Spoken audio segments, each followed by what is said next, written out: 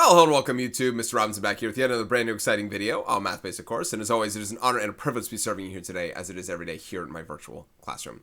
Step on inside for the Big Ideas Math Integrated Math 2 folk as we jump into Chapter 11 on circumference, area, and volume. So we have circles involved to begin with. I think it's a good segue from the Chapter 10 thing on circles, which I always thought this stuff was supposed to be in Chapter 10 to start for this specific section on circumference and arc length.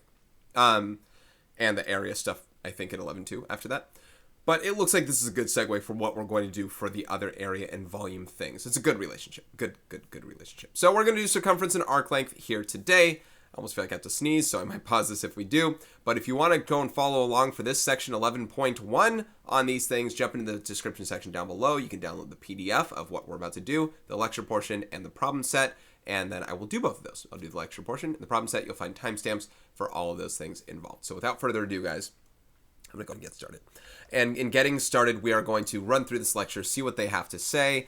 Get your calculators ready for this as well. If they have you round to the nearest tenth, a lot of these things, if there's slowdown, it's often because there's a lot of calculation stuff to have happen. We're going to use the formula for circumference, use arc lengths to find measures. These measures will be lengths, not so many like degrees and things. We're going to use degrees, but we're going to get lengths. Solve real-life problems, measure angles. Oh, and radians. I didn't know this was a part of this. So this is a big topic in IM3. I might have said earlier, I feel like I have to sneeze again here. I said before that, like, oh, you don't have to use, for trig, like, oh, you don't have to use radians. Don't worry about radians. That's an IM3 talk. No, it looks like it's right here. Core vocabulary, circumference, arc length, and radian. I'm sure you've heard circumference before. You might even know the formula, but we're going to use it to get arc lengths. And radians is going to be a big talk on circumference. Let me address some sniffle stuff before I start, though. Okay, I'm back. I've said it before, but I'll say it again. I think I'm allergic to my own room. I had all the windows changed out in my house at one point. So we had to move a lot of furniture, combined with blowing AC and fans and stuff like that with the hot weather. I think dust is all over now. So anyway, I have a lot of sneezes, have a lot of sniffles. Apologies when you have to hear that. Hopefully the learning kind of builds off it. All right, guys, we're going to use the formula for circumference. Circumference of a circle is the distance around the circle. Yep. Consider a regular polygon inscribed in a circle. Okay. As the number of sides increases, the polygon approximates the circle, and the ratio of the perimeter of the polygon to the diameter of the circle approaches pi, which is about 3.14159, 26535, something. I have some students that know over 100 digits of pi for extra credit. But yeah, the ratio of a circle's circumference to its diameter is pi. So pi is a part of the formula. For all circles, the ratio of circumference to the diameter is the same. This ratio is pi. Solving for c yields the formula for the circumference of a circle. C equals pi times the diameter. I tend to write diameter times pi for whatever silly reason.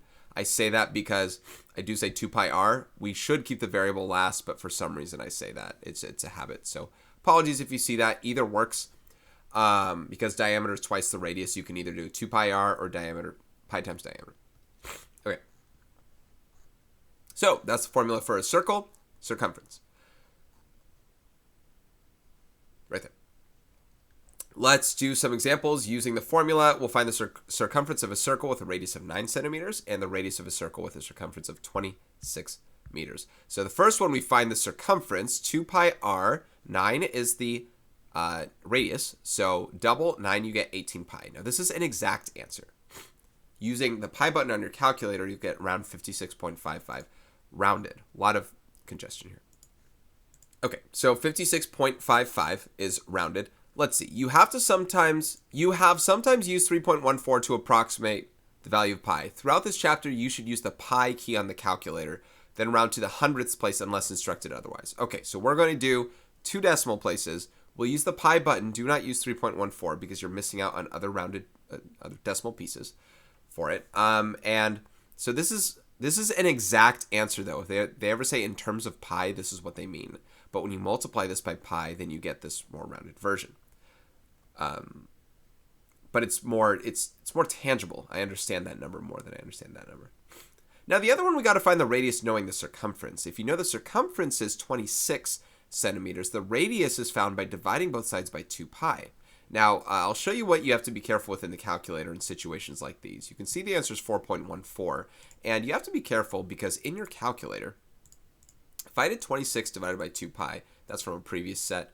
If I do 26 divided by 2 pi, I do not get 4.14. In fact, I get something more than 26. The problem is 2 pi was not in the denominator. Only 2 was in the denominator, and pi was multiplied later. But if you use parentheses, you get your number. Now, 4.138 rounds up to 4.14, and that's where you see that effect. So please, please, please be careful. Some calculators will do what mine does and assumes multiplication for you in situations that you didn't want it. Okay, in arc length to find measures. Let's check this out. Arc length is a portion of the circumference of the circle. You can use the measure of the arc in degrees to find its length in linear units. See, we've been finding measures of arcs, like this minor arc AB. Oh, it's 90 degrees, whatever it is. We're not talking about the degrees anymore. We will use the degrees for this thing, and I can use it as examples to talk about why this makes sense. But your answer is how long this thing is. Like the circumference is how long is it around the circle. This arc length is how long is it around that arc, right? So that's what we're trying to actually now figure out. So here's what they show, and it should hopefully make a little bit of sense to you. Here's what they're doing. In a circle, the ratio of the length of a given arc to the circumference is equal to the ratio of the measure of the arc to 360 degrees. What did they just say? We're trying to find some arc length here. I'll just call it x. This is going to be your x right there. This x divided by, actually, here, let me say it the other way. The measure of the arc AB, however many degrees this is out of 360, your arc length is out of the circumference of your circle. So whatever that x is out of the circumference is the same as that arc thing here. If this was 90 degrees, let's use an easy example. If this was 90 degrees, that's a quarter of your circle. 90 out of 360 is a quarter of your circle. So how long will x be? It'll be a quarter of your circumference. That's the ratio set. That's the proportionality. We can set it up like a proportion like that. What it looks like they're writing out, which we'll use it. They multiply both sides by 2 pi to get that x by itself. The arc length, it's this ratio times 2 pi. You're basically converting from degrees to inches, to centimeters, to whatever length of units you have here. So let's look at some lengths and let's see the examples of what they do. Find the arc length of arc AB. Knowing you have a radius of 8 centimeters and 60 degrees. The radius of 8 centimeters helps us find our circumference. And when we find out what fraction 60 is out of 360, we multiply that, 1/6, by our circumference. Now they are rounding pretty immediately. You could also do 1/6 of 2 pi, of 16 pi, which is 8 pi over 3. And 8 pi over 3 is about that number. It's in centimeters, by the way. Part B. Let's find the circumference of circle Z. This time you are given the arc length of XY. And so now we need to work something else out. I do like that they kind of go back to the proportion because you don't have a formula written otherwise for this. So you go back to the proportion. Whatever 40 degrees is out of 360, that's 1/9, by the way. They reduce that. Your arc length is out of your entire circumference. Now, we don't need all of 2 pi r. We just need to see what circumference is. So they do some workarounds with that. They kind of cross multiply. 9 times 4.19 is 37.71. And you have to remember, this is probably some rounded value of something else that they wanted here, but we can only go by what they give us. So it's exactly, to RI, is 37.71 inches. And then let's find the arc length. We do have to find a measure. Let's find the measure of arc RS, the minor arc, given its arc length of 44 meters, and we have the 15.28 meter radius. So this time what we're going to do is we know the arc length, 44, out of the circumference, 2 pi r. We got to find the central angle measure, or, the arc. Central angle measure is equal to the intercepted arc. So the arc length or central angle out of the 360. So we'll multiply by 360 this time and kind of let the rounding happen. Looks like we get about 165 degrees. So I have to kind of trust the way that they go about things. If we're finding arc length, we can start it with proportions, but eventually it looks like we'll go to this. Anything else, we'll probably start off with proportions and see how it goes. Okay, let's keep moving forward. Using circumference to find distance traveled. Oh, I like these. The dimensions of a car tire are shown. To the nearest foot, how far does the tire travel when it makes 15 revolutions? You have to remember that the circumference of the circle, if you imagine a roll of tape or toilet paper or something like that, when you unravel the tape, it goes straight. And if you unravel a full revolution of tape, it's this long. It's this circumference long. If you let that tape or toilet paper roll off and measure a full revolution, it goes out on the road, on the ground, that amount. My case in point is the circumference of a circle can be laid out and distance can be counted. So we use circumferences of these. So dimensions of the car is shown, how far it would travel for 15 revolutions. Let's do, to find the diameter, oh, they're talking about diameter of the tire. Find the diameter of the entire tire right here, the entire tire. They add those up and get 26 inches. And what they're going to do is take the circumference and they're going to multiply it by 15. The circumference of the circle is 26 pi. Now, they did not round yet, which is good because we're going to use the exact answer in a future calculation, specifically a multiplication. So 26 pi inches is the circumference. That's a single revolution's distance that it travels. Yes, times pi is some rounded value, but let's leave it like that. 15 more revolutions of this is you multiply 26 pi by 15. Now they round, and they ask how many feet. How far does it travel to the nearest foot? So they're going to take the number of inches and divide by 12. That's just a ratio converting feet to inches. And that's 102.1 feet, about 102 feet. And I'm sure we're going to be able to have our own questions like that, and that's a pretty good one. So this I didn't know what to anticipate for this. This might be a while for what we do. We're going to have a total of 42 problems with everything involved. So word problems like these might take a moment, but hopefully my explanations here are pretty good.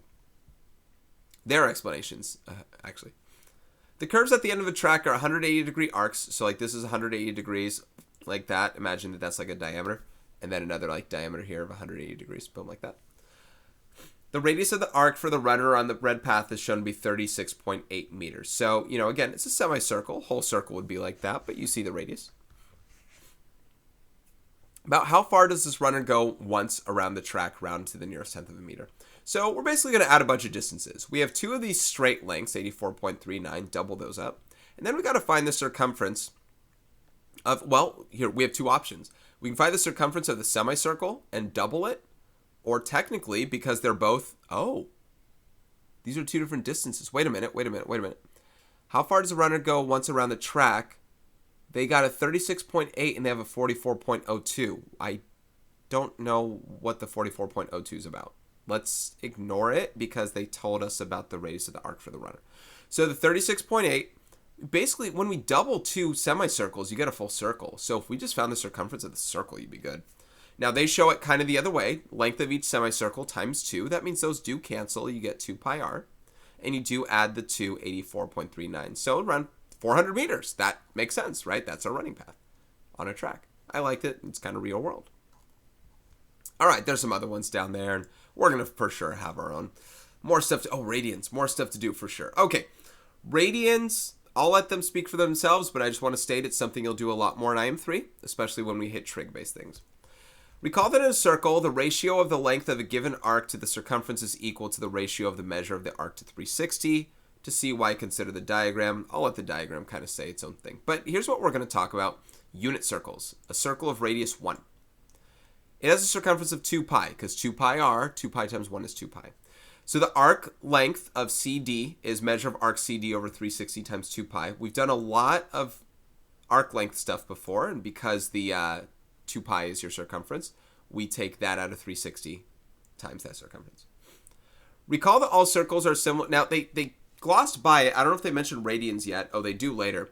But radians are the distance traveled around a unit circle. The amount of distance traveled around a unit circle. Circle of radius 1. Recall that all circles are similar and corresponding lengths of similar figures are proportional. Because a measure of arc AB equals measure of arc CD, yes, they have the same measure. Let's say they were like 90 degrees. AB and CD are corresponding arcs, so you can write the following proportion. Okay, arc length of AB over arc length of CD is this radius of the bigger circle divided by 1. They are both lengths, so we can do proportions of anything of lengths or measures of arcs. They're kind of one-dimensional-esque units together. So this over this equals that over that. I guess that's a reason why we talk about similar circles. I guess that's a good reason. I am now good on it. They do a cross multiplication, and then they convert the arc length of CD, what we saw before. This is kind of over-explaining, but the arc length of CD right here, they substitute. So we can find the arc length of EB if we basically find the radian measure. the radian measure of this thing. Take the radius of your circle times the radian measure. The form of the equation shows the arc length associated with a central angle is proportional to the radius of the circle. The constant of proportionality here, kind of overkill in what they write, but it works, is defined to be the radian measure of the central angle associated with the arc. In a circle of radius 1, the radian measure of a central angle can be thought of as the length of the arc associated with the angle. Once again, the distance around a unit circle. The radian measure of a complete circle is exactly 2 pi radians. Yes, 360 degrees. See, here's the thing. Radians is another unit of measurement. There are degrees. How far is it around a circle? You might say 360 degrees. Okay, that's in degrees. Radian measure is 2 pi. So 360 degrees is 2 pi radians. 180 degrees is 1 pi radians. It's a proportion.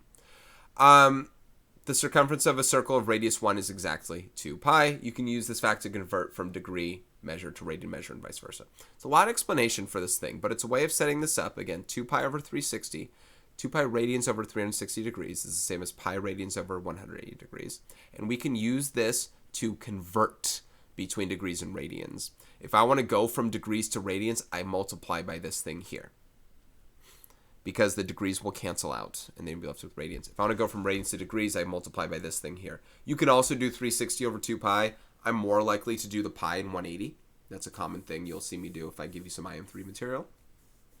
You'll also even see me write it as proportions to begin with. After that, I could work it out, but I think a lot of people, there are a lot of ways to, I kind of talk about it. I might show all the different ones. I'll talk about them actually even right here. Converting between degrees and radians, convert 45 degrees to radians. They multiply by pi over 180 and they get pi over 4. You know, 45, I mean, here's the proportion aspect of it, right? 45 out of 180 is our radian measure out of 2 pi. Well, excuse me, out of pi. And what you do is you're multiplying 45 times pi and dividing by 180. 45 over 180 is 1/4, and you get pi over 4. What was I going to say about this? Oh, not this one. Yeah, this, anyway, that's pi over 4. What I did want to say kind of with this, though, is that you're reducing the 45 over 180 to 1/4, and you kind of work that part out first. Let pi kind of take care of itself. You're going to learn this very fast in IM3. 45 degrees is pi over 4. It's one of those special right angles. One of those special angles in a right triangle. 3 pi over 2 radians. Now, this is the pi over 180, the 180 over pi thing that I kind of do differently, because you see how the pi's cancel. 3 multiplies by 180. What I do in a lot of these situations is I kind of just turn the pi into 180, right? It is a conversion after all. Pi radians is 180 degrees, and if I'm going from radians to degrees, then I convert it right here and right now. Now, what I also not do, is I often don't multiply 3 by 180 and divide by 2. I divide 180 by 2, make it smaller, and then multiply by 3. So 90 times 3 is 270. That's where you get your value. So get ready for me to say that, because especially if you go from IM2 with my videos into IM3 and you see that stuff in trig, I'm going to do that quite a bit. For example, 4 pi over 3 right here. Turn pi into 180. 180 over 3 is 60. 60 times 4 is 240 degrees. So instead of writing that whole bit.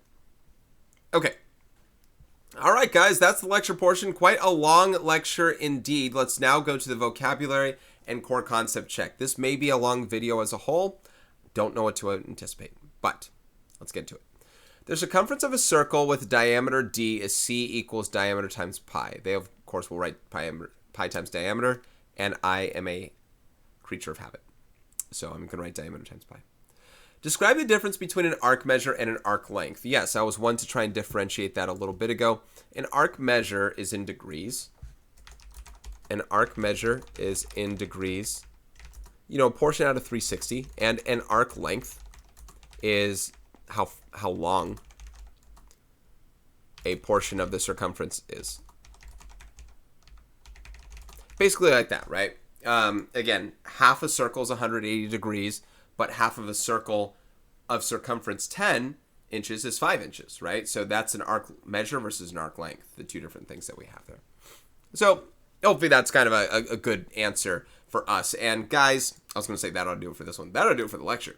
Let's go into the problem set numbers 3 to 42. Let's take a look at what we are dealing with here. Get your calculators ready. I'll be sure to do the same if I need to do any rounding. In exercises 3 to 10, we're going to find the indicated measure starting with number 3. We need to find the circumference of a circle with a radius of 6 inches. If a radius is 6 inches, we're going to get this circumference. They did ask us to round to the nearest hundredth, so I'll do a lot of that. Circumference is 2 pi times your radius, 2 pi r. So that's going to be 12 pi inches. That's an exact answer. Now, if I go to my calculator, which I'll be doing quite a bit, I think this is one I'll do off screen. But 12 times pi, I'm getting 37.69. So that is around 37.70, 699, excuse me. So 37.70 inches when rounded. Number 4, the diameter of the circle with a circumference of 63 feet. So we need to find the diameter. We know the circumference. Hold on a second. Boom, 63 feet. What is the diameter? Well, circumference, remember, is diameter times pi. So 63 being the circumference is diameter times pi. So the diameter is going to be 63 over pi. That's what we got to do, divide both sides by pi. That answer is also in feet. Kind of a weird version of the answer. Whenever in terms of pi, if it's in the denominator, it's kind of So we're going to divide that by pi. Let's see what it kind of rounds to. 20.053, I will be writing 20.05 feet. Okay, number 5. Let's find the radius. I've moved my calculator. Let's find the radius of a circle with a circumference of 28 pi feet. This one I almost feel like I want to. I guess we got to round. Circumference is 28 pi. No units. Sorry if I said feet. Circumference is 2 pi r. So 28 pi equals 2 pi times the radius. Oh, no rounding to be had here. Divide both sides by 2 pi. Your pi's cancel, and 28 over 2 is 14. That is your radius, 14 units. It does not show any units. So I'm just saying units out loud. Nothing else to write there. There it is. And number 6, we need to find the exact circumference of a circle with a diameter of 5 inches. So the last ones that I did, we did rounding kind of by default. Even though I wrote the exact and I wrote the exact, we're only going to do the exact this time. No rounding. So a diameter of 5 inches, the circumference of the circle is diameter times pi. That's 5 times pi inches. That's all. That's all. We are done. That's exact, not the rounded 5 times pi. Oh, I'm going to write 8 decimal places. That's not exact. Pi is an irrational number. It will be a forever, not repeated, but a forever decimal. Okay, number 7. Let's find the arc length of AB. I'm going to copy and paste this one at least just to do some markings and then see if you can make sense of it. I did go over this in the lecture portion, so I'll probably go faster here. That's the point of the lecture portion. If you want to check it out, you can. We got to find this arc length. Now we know its angle, its measure is 45 degrees, but this is a fraction out of the 360 degrees, right? 45 out of 360 is some ratio. It's actually 1/8. 1/8. So 1/8 is going to be that amount. That's going to be equal to however long this is out of the circumference of your entire circle. So however long the length of arc AB is, I'll just call it x, or unknown, is out of the circumference of your circle. Now the circumference is diameter times pi, so 8 pi. So I'm going to multiply both sides by 8 pi. I mean, it looks like I can see what my answer will be. Looks like it's going to be pi. But I'm going to multiply both sides by 8 pi here after I see that reduction. And that's what we're going to do in all these cases. We're going to take that ratio and then, multiply by the circumference if they ask you for that. So x is going to equal, 8 over 8 is 1. It's going to equal pi. Now this unit was in feet. X will equal pi feet. Rounded. Oh, goodness. I didn't have time to even pause. Rounded to the nearest hundredth is 3.14 feet. I know that one. I don't need a calculator for that. So that is number 7. Okay, number 8. Measure of arc DE. This time I probably won't bring the picture over. Measure of arc DE. I'll just take care of some sniffles in a second. This time we need the measure of the arc. So with this time we have the arc length. We need to find that, the amount out of 360. Okay, I'll put an X in there so you can kind of see it. I don't want to write like angle Q over and over. So whatever this angle, because the measure of the arc is the same as the central angle, right? So whatever that is out of 360, our arc length will be out of the circumference of the circle, 2 pi times the radius, 2 pi r. So it looks like I have to multiply both sides by 360 to solve for x. I have 8.73 over 20 pi times the 360. As far as kind of writing an exact answer thing, I'll keep working that out just a little bit more. I know a calculator will help me here, but 360 over 20 is 18. So I have 8.73 times 18 all divided by pi, which equals 8.73 times 18. This equals 157.14 over pi inches. That's an exact answer. I know they want the rounded. I'm going to go ahead and get that for you in just a moment here. But kind of a stickler in having those every so often. I still have to type this stuff anyway. It's not like it's going anywhere.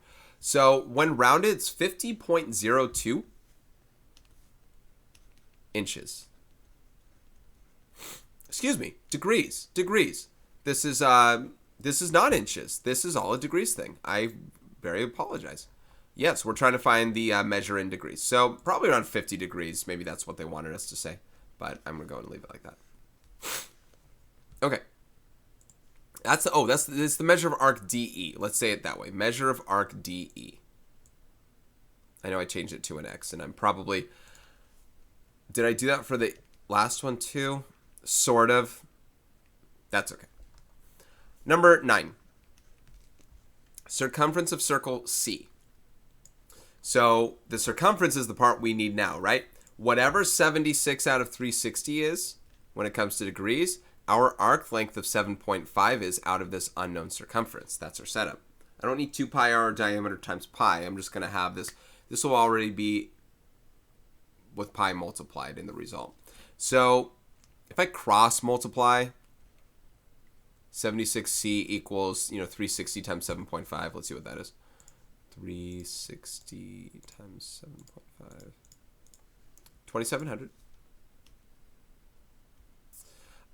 We divide both sides by 76, and we get a circumference of 35.53. This is rounded. This is in meters. That's your circumference. I wonder if dividing by pi would give me... I know you can't see my calculator, but I wonder if dividing by pi gives me an exact... No. It's still not. Some 11.31 number. Not really going to do anything for us. That's number 9. Let's go to number 10. Working very, very slowly here. Number 10. The radius. Let's find the radius this time. Now, the radius is involved in the circumference formula, right? 2 pi r. So we're going to kind of dive into that portion. Same way as last time. Whatever 260 out of 360 is, this length is out of the entire circumference, or 2 pi r. So 260 out of 360 equals the same thing as 38.95 out of that circumference, 2 pi r. Solving for r is going to take a little bit of work here. Now, I wouldn't mind reducing this fraction as an overall just to make things work. That's 26 over 36, and divide that by 2. That's 13 over 18. So 13 over 18. Look, I'm going to multiply both sides. Well, I'll cross multiply it in a bit. So 13 over 18 equals 38.95 over 2 pi r. Here's the thing, though, right? I just need my radius to move over. I need to solve for r. I'm going to leave 2 pi over here where it is. I hope that's okay. But times r. I mean, we can do this whole thing at once, right? It doesn't seem like exact answers is going to be very nice here. So let's multiply by this reciprocal, 18 over 13. Let's multiply this by 18 over 13. So here's what we ultimately have, and it's going to be rough and raw. I know sometimes I kind of want to have things as exact and all that. On the top of this, I have 38.95 times 18. On the bottom, I have 13 times 2 pi, which is 26 pi. So I can work off it like that. There's a lot of fraction things I could reduce, but let's just go off this. So follow me in the calculator. We're going to take 38.95. I'm curious what that is times 18, actually, if it was a clean number or not. Oh, not too bad. And let's divide it by 26 pi. Now, I showed this in the lecture portion as well, but you have to make sure that you have parentheses around your 26 pi. Otherwise, it's going to multiply by pi in the numerator. So rounded to the nearest tenth, we are getting around, or 100th, 8.58 somethings. Let's see, I lost it. Centimeters. This is your radius when all is said and done, if I worked out everything right. And I like to think I did. All right, let's keep moving forward and let's take a look at what we got next on numbers 11 and 12 for error analysis. Describe and correct the error in finding the circumference of circle C. They have circumference is 2 pi r, 2 pi times 9 is 18 pi. Nothing wrong with the numbers. The problem is their treatment of the radius. They have their circle, and that 9 is kind of written in the middle. That makes 9 the diameter. 9 inches is the diameter, not the radius. They may either take half of it with their formula or use diameter times pi. I'm going to do diameter times pi, and I'll get 9 pi. They didn't seem to round after that, so I'll just leave it like that. Circumference is 9 pi inches. Yeah, they messed up there. Number 12. Describe and correct the error in finding the length of arc GH. They have measure of arc GH times 2 pi r. They're multiplying this measure of this arc by the circumference. They're leaving out this massive aspect that they need to divide it by 360. So, it helps as a proportion. It helps to write as a proportion first. The measure of the arc should be dividing by 360 to equate it to the arc length out of the circumference. In short, we need to divide by 360. Okay, because as an initial setup, once again, it's the arc length 75, whatever 75 is out of 360, our arc length of GH, right, that's the GH part, is out of your circumference, in this case 2 pi r. That's all good. The 2 pi r, the 10 pi, whatever stuff, that's all good. We multiply this, and you'll notice that it's 75 times the 2 pi r, but it's out of 360, right? That's involved. So they have it as an exact number. I'm going to keep it as exact as I can get as well. 10 over 360 is 1 over 36. So I basically have 75 over 36 pi. 75 and 36 can both divide by 3, and you get 25 over 12. So I'll have 25 pi over 12 centimeters. That's the exact, again, they didn't round. Okay, number 13 on problem solving. I mean, we're only on 13 and we're already at the word problems. We could be in for a real treat here. For a long one. A measuring wheel is used to calculate the length of a path. The diameter of the wheel is 8 inches. 8 inches. The wheel makes 87 complete revolutions along the length of the path. To the nearest foot, how long is the path? So remember, this is in inches. We will end up in feet. I'll finish in feet. So 8-inch diameter. The circumference of this thing will be diameter times pi, so 8 times pi inches. That is for one revolution. The 87 revolutions, we're going to take the 8 pi and multiply by 87. Now, let's go ahead and round that. I don't really need the exact. I'm going to go to the nearest foot anyway. So let's do 8 pi times 87, and that itself rounds to about, and I have the exact answer in my calculator right now, 2186.55 inches. So that's how long it goes on this path. The circumference measures how far this wheel travels for yourself, right? So that's what we have. I'm going to my calculator here for a second, but basically that's that answer here. I'm going to divide this by 12. This is number of inches. To get feet, let's divide that value by 12. and we get this many feet. So to the nearest foot, around 182 feet. So 182 feet. Okay. Okay. Number 14. You ride your bicycle 40 meters. That's distance this time. They give you the distance. How many complete revolution does the front wheel make? So the radius is 32.5 centimeters. So as far as the setup goes, radius is 32.5 centimeters and 40 meters. Oh, centimeters to, of revolution. Okay, we'll get to the, 40 meters revolution is 4,000 centimeters a revolution. Okay, we'll get to that. Put that in your back pocket. Here's your radius. The circumference of this thing still needs to be found. 2 pi times the radius is going to be 65, right? 65 pi centimeters. 65 pi centimeters is 1 revolution. Okay? If I need to find out, and I need to find out how many revolutions completely I did to get to 4,000. So 65 pi times x, number of revolutions, is 4,000.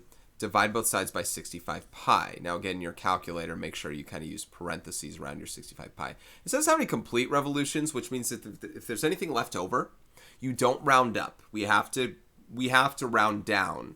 49.9 revolutions is not rounded up to 50. We didn't complete 50. We only completed 49. So I'm going to do 4,000 divided by, and we're in the same units, and I'm using parentheses here, 65 pi, and I'm getting 19.58. So 59. So that's 19 revolutions, complete revolutions. I do not round up to 20 because I did not complete my 20th revolution with that in mind. So that's the important thing to note, that because it's a word problem, context matters in that situation, and then we just have to, work off of that, and we did. Okay, let's go to number 15 through 18 rather. Find the perimeter of the shaded region. What we're going to do is work off of lengths of certain arcs of what we have. So in this diagram, let me kind of copy paste that. In this diagram, and this isn't the same thing as area. Okay, this isn't the same thing as area. What we need to do is we need to add, it's like a rectangle. So if this is 13, this is 13 here. Because these are tangents and these are right angles, so like a rectangle. So 13's there. What we have to do is add this length, and the two 13s. Now 2 of these lengths make a full circle. 2 semicircles of the same radius make a full, same diameter, make a full circle. So the circumference of the circle portion is diameter times pi. It's just 6 pi. Half of it's a semicircle, 3 pi, and double it, you get back to 6 pi. So I got that. I'm going to use that. So the entire perimeter is those 2 semicircles plus the 2 13s. That's an exact answer. That's it. The rounded answer, which I don't know if I'm supposed to round, but the rounded answer, 6 pi plus 26, is 44.85 units. Again, I don't really know when I'm supposed to round and when I'm not supposed to, but there it is. Number 16, we have to do this 3 more times. Number 16, now I have quarters of a circle with these 2 6s. Quarters of a circle, I think it's probably better that I find each individual one, and if I double it, I do get half the circle, but this time let's work off that. So the circumference of either of those circles is 2 pi times your radius of 3, which is once again 6 pi. It's the same circle, but you're doing quarters of the circle now. So this time the perimeter, let's say it's the 2 6s plus, I'm sorry, let me keep going on this. Your arc length, your x, if you will, this x right here, x is 90 out of 360, 1/4 of 6 pi, which is 1.5 pi. Okay, so we're going to do 2 of those 6s plus 2 of your quarter circles. Quarter circles. And 2 quarters is a half, so that's why it's going to be 3 pi there. So it's 12 plus 3 pi. That's an approximated answer. Excuse me, that's an exact answer. An approximated answer would be 21.42. Yeah, I don't really know which kind that they want. I don't know if they want the approximate or exact. I'm guessing the approximate is something they want to eventually get to. They did say round to the nearest 10th unless 100th unless specified otherwise. Number 17. So we have a couple 2's. 2, 2, 2, 2. Quarter circles, right? You can't see them, but quarter circles because the 90-degree arc length, arc measures that we have. 4 quarter circles, in fact. So if I have 4 quarter circles there, let's just find the circumference of one of them and add it in. I hope you're okay with that. It's better to work logically with that in mind and add those 4 together because we are still doing lengths. Now, this entire set is 6. If this guy here is 2, and these are like congruent in a way, then these are also individually 2. So 2, 2, 2. That means your radius is 2 here. So if your radius is 2, your circumference of any of that circle kind of cut into those 4 parts is 2 pi times that radius of 2, which is 4 pi. So 4 pi will be added to the perimeter alongside the 4 2's. The 4 2's, which is 4 pi plus 8. Now 4 pi plus 8, I'm just going to assume we want the rounded one, and I'll just box that. Box it, take it to go. 4 pi plus 8 is 20.57. And yeah, you know, once again, 4 pi is the circumference of one of the circles, but we got to take a quarter of it because the 90 degrees, that would be pi, but there are 4 of them, so back to 4 pi again. All right, number 18. Number 18, we have these 5s and the 120 degrees. Now, these 5s are joining up right here as well. So if these are 5s in total like that, then each radius is 2.5, but that means the diameter is 5. So the diameter is 5. The circumference of any of these circles is 5 pi. 5 pi. Those would represent diameters of all these. Circles are congruent. Circles are congruent. You can tell just with all the 5 stuff. Now, we need to work off that 120, but do we really? Because check this out. There are 3 circles, but each of these 120s, and I mean, these are parts that you're going to have to kind of work off. 120 is a third of 360. So if you do more of the math, go ahead. I'm saying it out loud for you. 120 is a third of 360.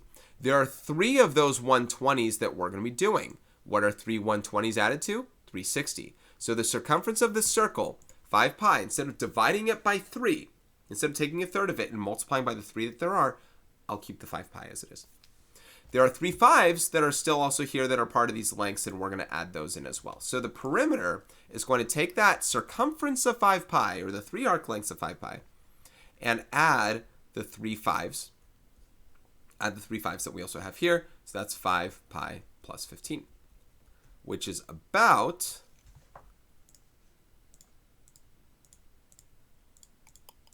30.71. 30.71. None of these had any units, but those are lengths. I'm sorry, I didn't flip over to here. All right. Numbers 19 to 22, we're going to convert the angle measure. So I spoke on this in the lecture portion.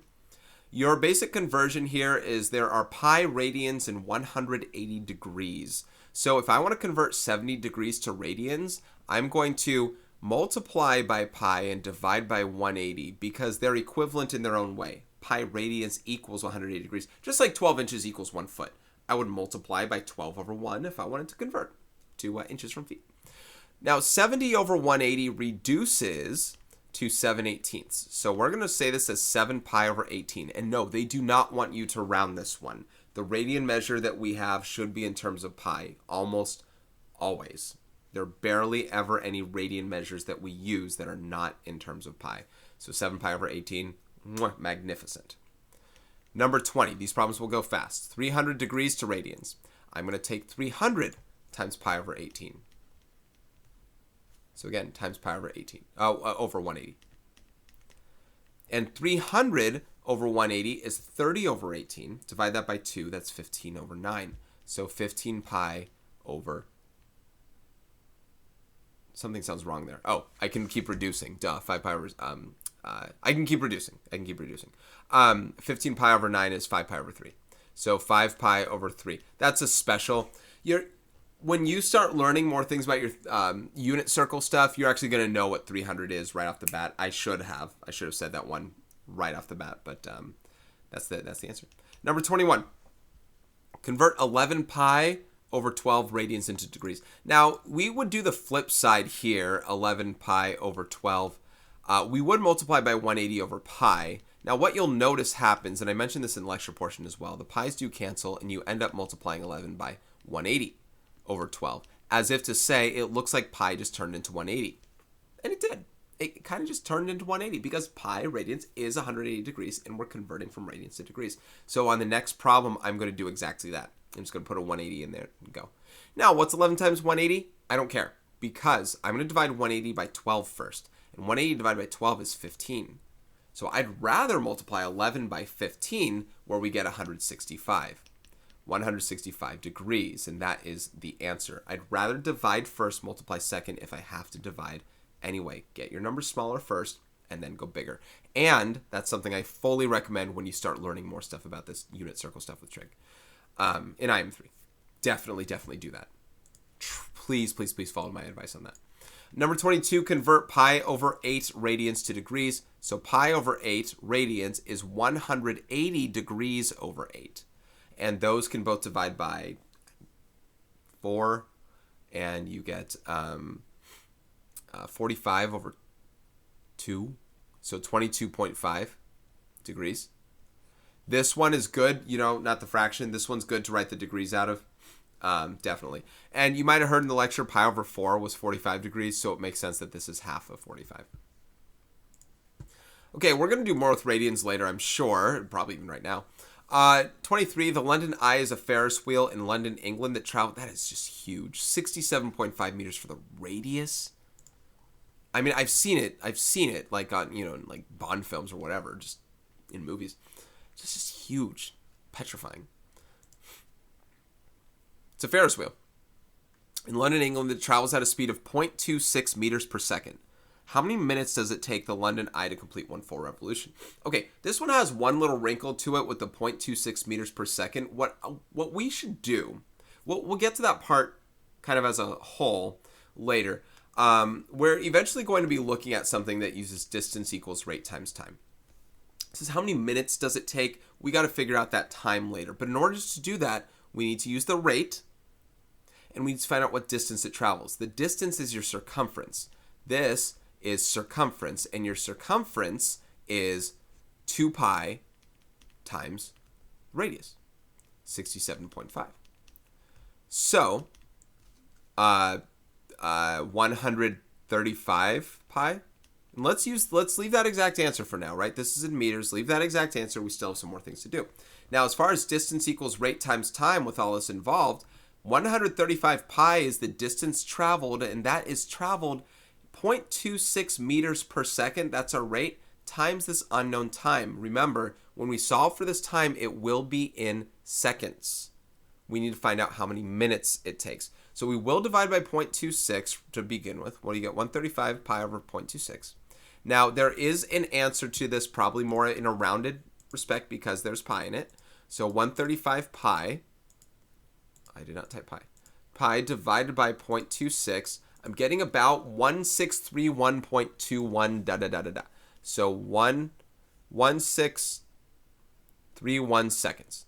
We need to convert this to minutes. There are 60 seconds in a minute, so we are going to be dividing this by 60. So in my calculator right now, I have this number from computing that. I'm going to divide that by 60. No rounding, just divide it by 60. We get around this, 27.19 minutes.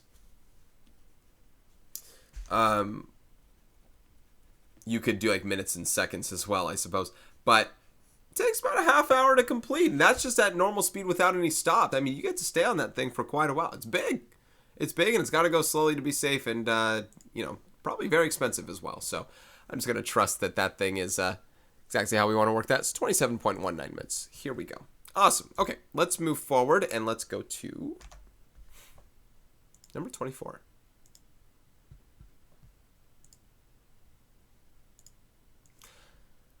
You are planning to plant a circular garden adjacent to one of the corners. Okay, I get it. We're looking top down. One of the corners of a building as shown. There's the building. Here's the garden. You can use up to 38 feet of fence to make a border around the garden. I guess this looks like rock, but that's okay. What radius in feet can the garden have? Choose all that apply. Explain your reasoning. Yeah, I think we're going to solve for this thing kind of first and work that thing out. Up to 38 feet of fence. Notice the 38 feet would ideally be whatever we're considering our circle. You know, whatever we like say it's that. The 38 feet is there. Now this is 90 degrees, so this here is 270 degrees, which is 3/4 of a circle. So whatever. Oh, and this is the 38 feet as well. So this is the arc length. Whatever the circumference of the thing will have to be is 38 is 3/4 of that. So on number 24, am I on my screen? Okay, on number 24, 270 degrees out of 360, 3/4, can be equal to 38 feet of fencing divided by, what do we need to find?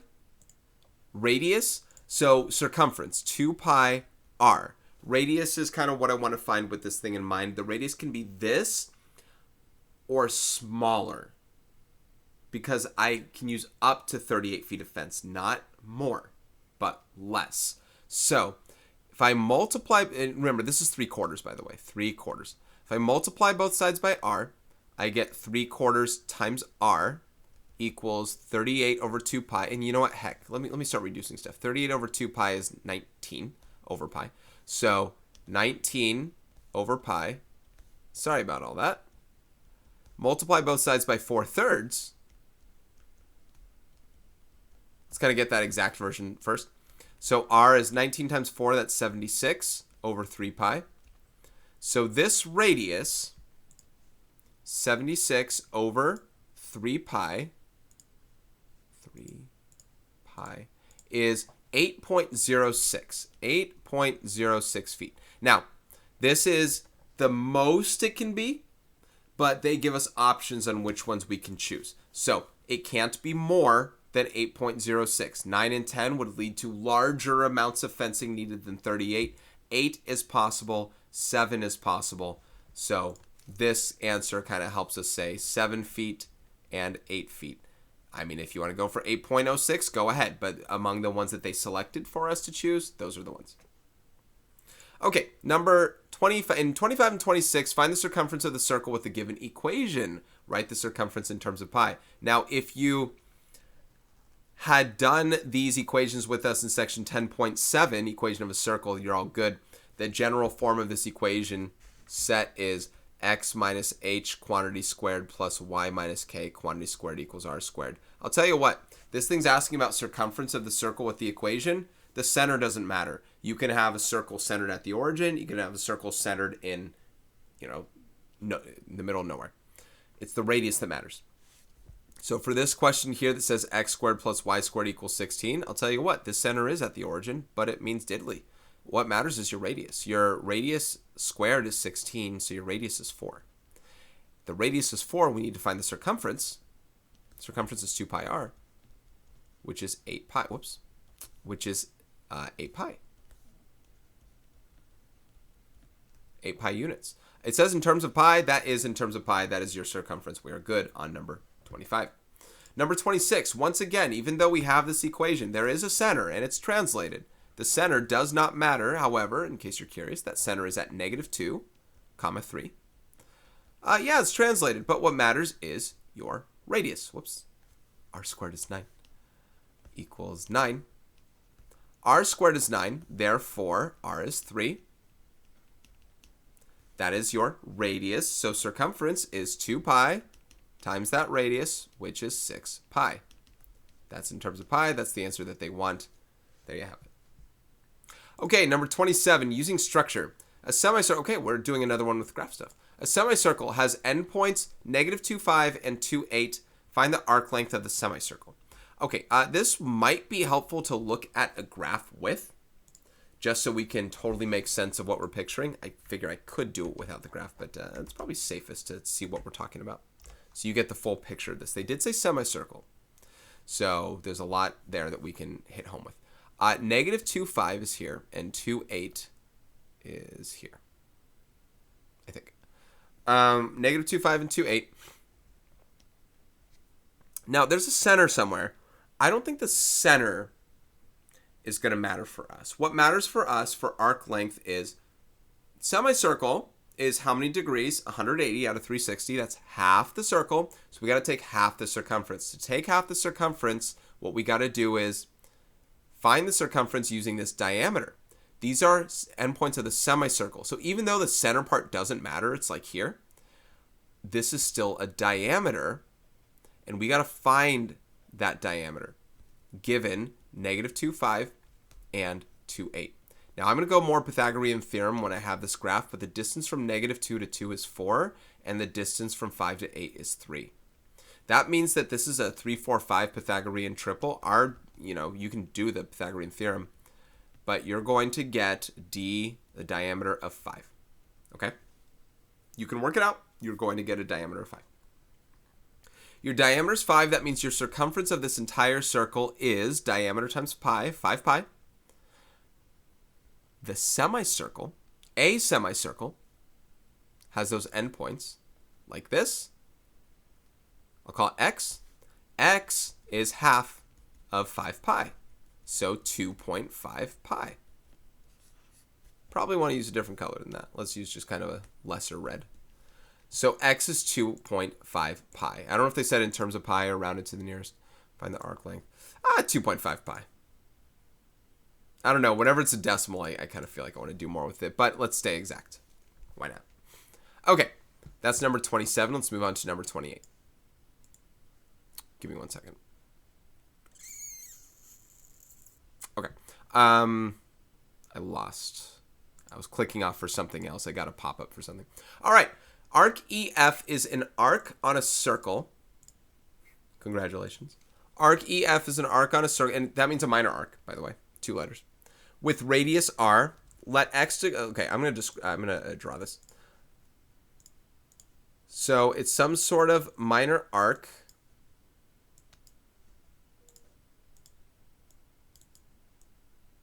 I'm having trouble here.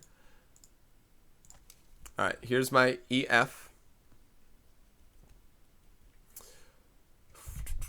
Let x be the measure of arc EF, x degrees. Oh, radius r. Describe the effect on the length of arc EF if you double the radius of the circle and double the measure of the arc. All right, r, x degrees. Okay, let's first figure out the measure of arc EF in terms of these other values here, right? Whatever x is out of 360, the length of arc EF is out of, and I know that's not how we'd say that. That would normally be a chord, but I'm just going to work that. Out of the circumference of your circle. And in terms of r, we'd say 2 pi r. So the measure of arc EF is x over 360 times 2 pi r. If I were to reduce this, because I want to look at all of them in comparison to each other later, 2 over 360 is 1 over 180, so you get x times pi times r all over 180. So there's one thing if we have that. Now, what happens, what's the length of EF? How does it compare if you double the radius versus doubling the measure of the arc? Remember, x is the measure of the arc, r is the radius. So describe the effect. If I double the radius, I get x times pi times 2r over 180. So it gets doubled. That's going to be x times pi times r over 90. I mean, it gets doubled when you're dividing by something half the size. Versus if we double the arc length instead, do they say and double the measure? I don't know if when they say double the measure, they mean double the measure from the original, or if they mean double it from, you know what I mean? Double from the original or after you doubled the radius. You know what I mean? I assume it's just this one. So this one is also 2 over 180 is 1 over 90. So you get x times pi times r over 90. And of course, 90 being half of 180 means it's double the size. So in both of these cases, in either case, the length doubles. Because this length, yeah, in either case, the length doubles. Yeah, that's what's happening there. I mean, it's all proportionality, right? Doubling length in one area, in one dimension, kind of works that thing out. And same with arc lengths. They all stated similarity with that. And this might be leading into the radian, using radians to compare measures later. Your friend claims it's possible for two arcs with the same measure to have different arc lengths. Is your friend correct? Explain your reasoning. Absolutely. We saw this actually back in one of the chapter 10 section things. We're saying how arcs aren't congruent to each other if they have different size circles. Yeah. Your friend is correct. My friend. Let me change this size. My friend is correct. One could have two semicircles, for example, from different sized circles. Different sized circles. The larger circle would contain a larger semicircle length. And vice versa. So yeah, totally. Right? If I have two semicircles and one has like a, whatever. One I have a semicircle length of 20 inches. One is one of 10 inches. It's just smaller. Totally. But the 180 degrees is still however much out of 360. That's what still makes it a semicircle. All right, number 30, problem solving. Over 2,000 years ago, the Greek scholar Eratosthenes, I hope I don't say his name a bunch, estimated Earth's circumference by assuming the sun's rays were parallel. He chose a day when the sun shone straight down into a well in the city of... See, they were like smart. I mean, they didn't have Xbox to play or YouTube to watch or anything like that. So, I don't know how to pronounce this. I'll say Cyan. At noon, he measured the angle the sun's rays made with a vertical stick in the city of Alexandria. What I also want to know is, he must have documented this, but, somebody told somebody, and this legend goes. At noon, he measured the angle sun's rays made with a vertical stick in the city of Alexandria. Eratosthenes assumed the distance from Syene to Alexandria was equal to about 575 miles. Thank goodness we have a drawing. Explain how Eratosthenes was able to use this information to estimate the Earth's circumference, then estimate the Earth's circumference. Okay, 2,000 doesn't matter for the math, and they say words, and they give you the 575 here. The distance from Syene to Alexandria was equal to about here. Now, that distance is not like going through the Earth's ground. That's this arc length distance right here. So 575 miles, we kind of want to be right there. I'll just remember it's miles on that. Now that stick left a shadow? I didn't really see what they meant. It said the angles the sun's rays made the vertical stick in the city. Yeah, it's like a shadow effect with the sunlight, assuming things are parallel, working things out. So with the 7.2 degrees here, they mentioned parallel lines. You assume they're parallel, and parallel lines cut by a transversal means alternate interior angles are congruent.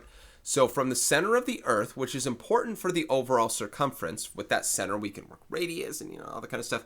If this is 7.2 degrees here, then that measure of angle 1 is also 7.2 degrees. And I realize I'm doing it on this side and not on my side of things. But that 7.2 degrees is our central angle that we can use for this entire thing. Now, whatever that central angle is, 7.2 degrees, whatever that central angle is out of 360, our arc length, 575 miles, is out of the Earth's circumference. So this is a setup that I feel that we can do for this thing. Now, 7.2 out of 360, 72 out of 3 is 1/5 of 360. So 7.2 is 1/50th of 360. Now, I don't know what the answer is. I'm gonna search this up after as far as what the Earth's circumference actually is. Maybe the faulty assumption that sun rays were parallel is, faulty. 575 times 50 is where we go with this, right? This circumference is, pi is already multiplied in this and we're good to go.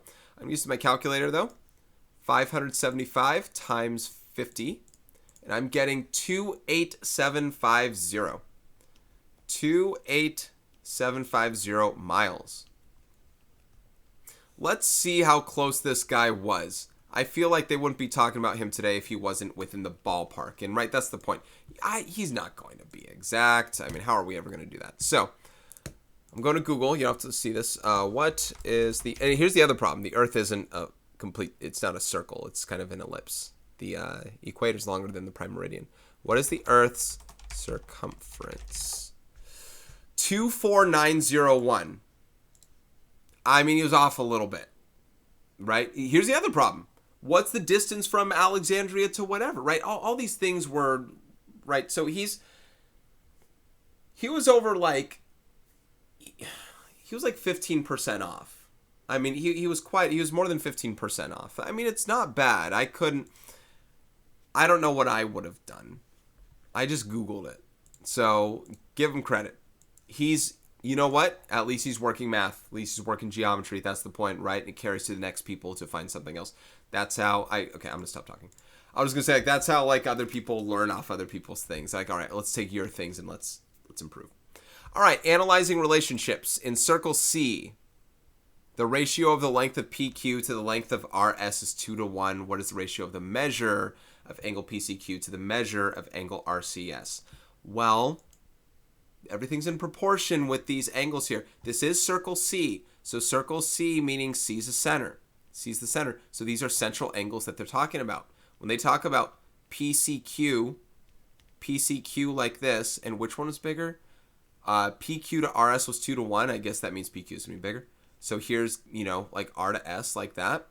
So here's angle RCS. Here's angle PCQ. And this guy, whatever this is, the arc, is double this amount. How do the angles compare? This angle's going to be twice as big as that one. If this is 2y or this is y, then that's 2y. This is the proportionality because and by the way, this wasn't in degrees, right? This was the arc length, but the arc length is in proportion with the arc measure. And the arc measure is equal to the central angle. So they're not asking us to explain. I'm saying it out loud, but it will also be 2:1. It's gonna be bay. So that is the answer. It's gonna be B. All right, number 32. Analyzing relationships. A 45-degree arc in circle C and a 30-degree arc in circle P have the same length. What is the ratio of the radius r sub 1 of circle C to the radius r sub 2 of circle P? Explain your reasoning. Well, so first of all, the way they could have the same length is one has to be smaller than the other, right? It could be like this size. So we have like a 45-degree arc. Let's kind of pretend like we have them. 45-degree arc here, and then like a 30-degree arc there. Okay. Oh, I'm sorry. They need to be the other way. A 30-degree arc here, say, and then a 45-degree arc here, say.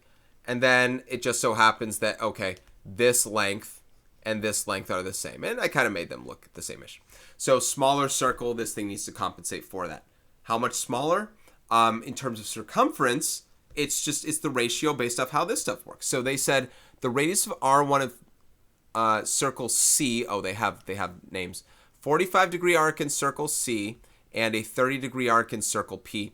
Now, circle C will have a radius of R sub 1 and circle P a radius of R sub 2. In order for this one, I mean, we should probably write out the whole set so you're not kind of like lost on that final answer thing. But if this arc measure, if this arc measure is 1.5 times larger than this arc measure, then this radius should have to be 1.5 times larger than that radius. So what's the ratio of the radius in C to P? From R sub 1 to R sub 2, it should be 1 to 1.5 or 2 to 3. So the way to kind of work that out in full, let's kind of double check that. Whatever 30 is out of 360, your arc length should be out of 2 pi R sub 2. And whatever 30 is out of 360 here, that's, 45 out of 360 is this arc length. And remember, the arc length should be the same. So whatever 45 is out of 360 here, this arc length should be out of your 2 pi r sub 1. So what's the difference here? You multiply both sides by 2 pi r sub 1, 2 pi r sub 2. Eventually you get x equals two different things. There's 30 out of 360 times 2 pi r sub 2, and there's 45 out of 360 times 2 pi r sub 1. And again, I think they're not expecting you to do all this extra work with this stuff, but remember, what I'm looking at is here. I'm not solving just yet, but look at how many things we can cancel and do. Multiply both sides by 360, they're gone. Divide both sides by 2 pi, they're gone. You're left with 30. 30 times r sub 2 equals 45 times r sub 1. And if I want to make it say r sub 1 over r sub 2, I will divide both sides by r sub 2, and I will divide both sides also by 45. So eventually what I get is r sub 1 over r sub 2 is 30 over 45. Well, 30 over 45 reduces to 2/3. So the proportionality, again, there's a linear proportionality with this. If this became 1.5 times bigger as an arc, as an arc measure, this has to compensate and become 1.5 times bigger in terms of radius, so they can keep the same length x. So 2/3, 2 to 3, 2 to 3. Okay, so let's keep moving forward. 10 more questions. How long have I gone? 1 hour, 11 minutes. Okay. I wasn't sure how long this is. I still don't know. Number 33. How many revolutions does the smaller gear complete during a single revolution of the larger gear? Smaller to larger. Okay, so let's figure out the revolutions of both and figure out that ratio of one to the other and just do the division. So I'll call this one wheel 1 and wheel 2. Or gear 1 and gear 2. The circumference of gear sub 1 to complete a revolution is to travel circumference. That's 2 pi times the radius. Oh, okay. I'm even going one too many steps. You don't need to get the full circumference if you understand the proportionality. If one is 7/3 times the size of the other, right, then actually I'm going a little too far there. This ratio, how many revolutions does it need to complete? It's going to be 7/3. So the idea, because I over-explained on this one, I feel I over-explained. This ratio, this circumference is going to be 2 pi r, 14 pi. This is going to be 2 pi times 3, 6 pi. 14 pi is the amount that it travels for one revolution. 6 pi is the amount the other one travels. If you divide 14 pi by 6 pi, you get how many times it needs to take to do that. 14 pi over 6 pi is 7/3.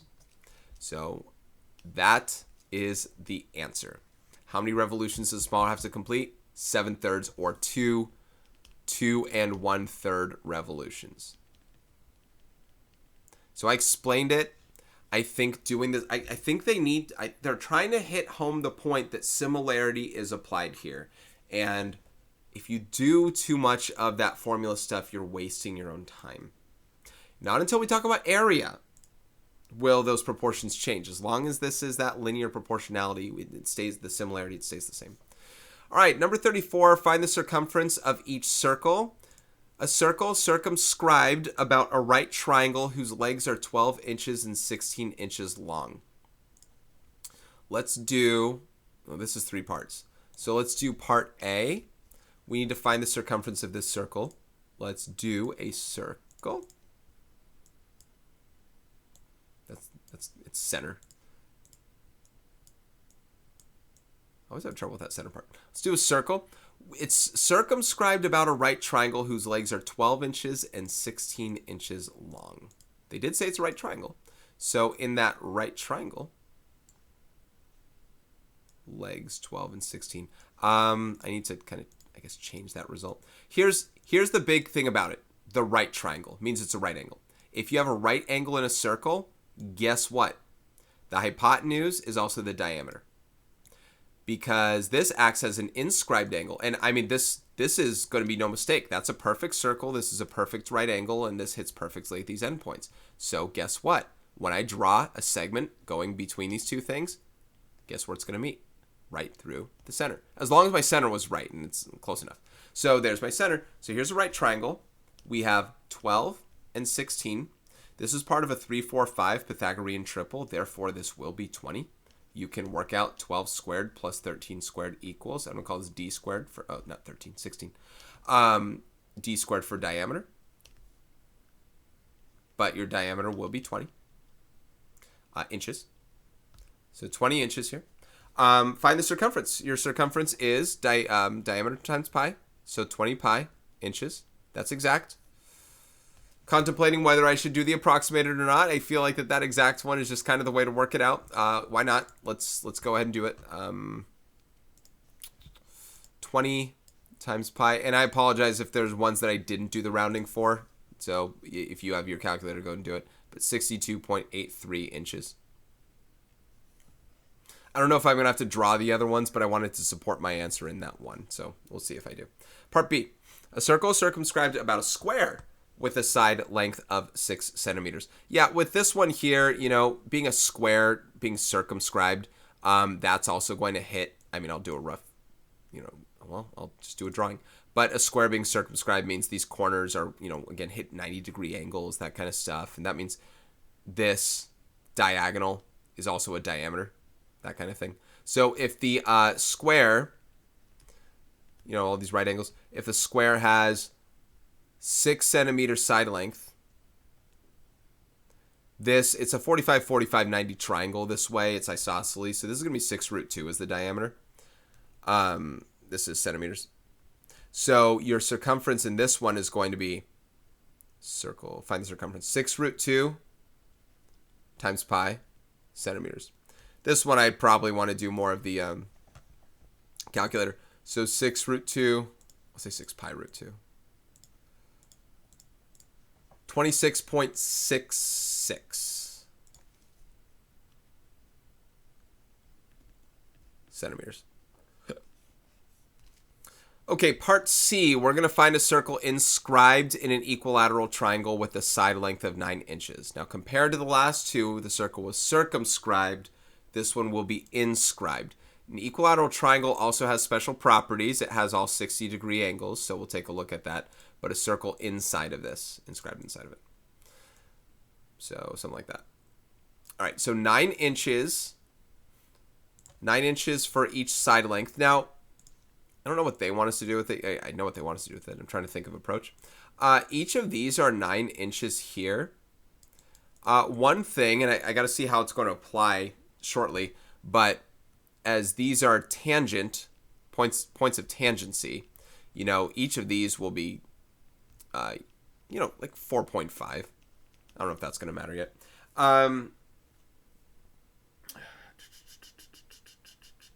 I need to find the diameter or the radius of this thing somehow. Well, okay, so there are a couple things that we can do. I just don't know if this has to do with what you would know as an individual yet. So I did mention the whole 60 degrees thing, right? They're all 60 degrees, so would this one. But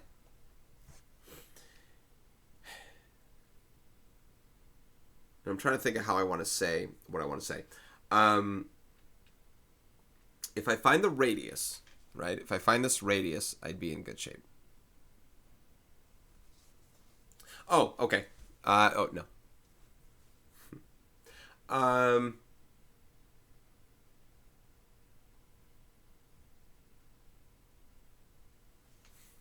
Do we know this length here?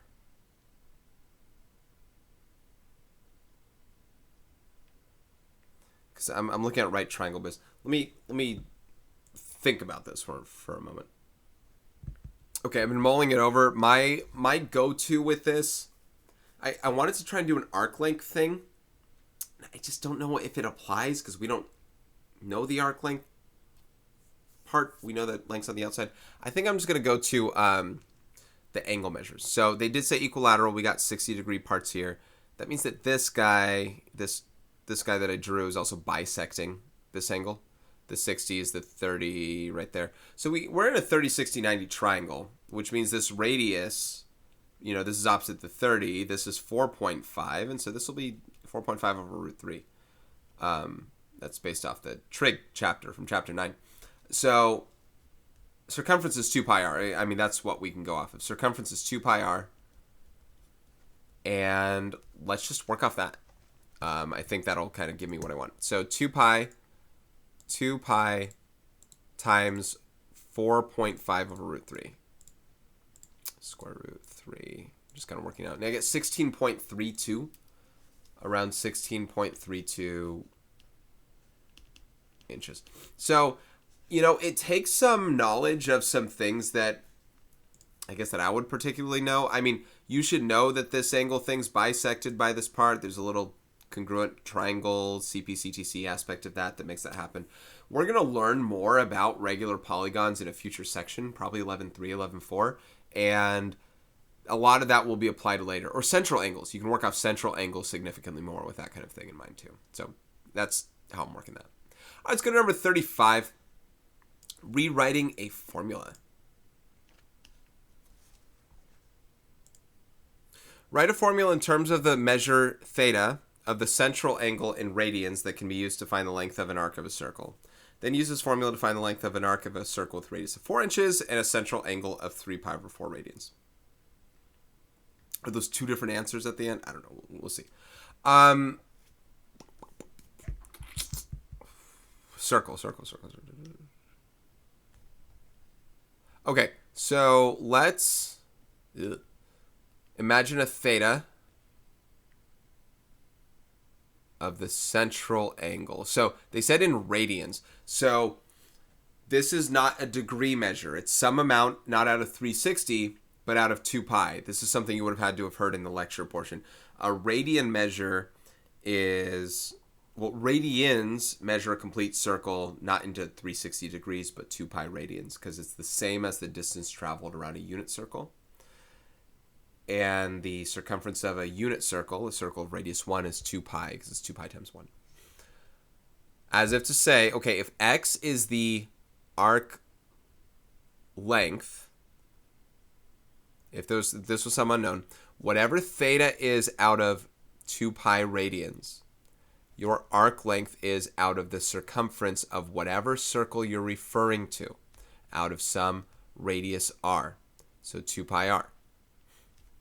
So we use the radian conversion here. If you multiply both sides by 2 pi, x will equal 2 pi r times theta divided by 2 pi. The 2 pi's cancel out, you're left with r times theta.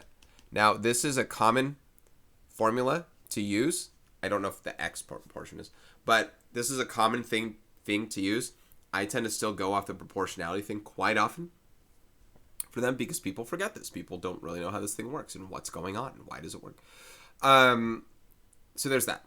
Use this formula to find the length of an arc. Okay, we need both. Find the length of an arc of a circle with a radius of 4 inches. So x is the length of the arc. Radius is 4 inches.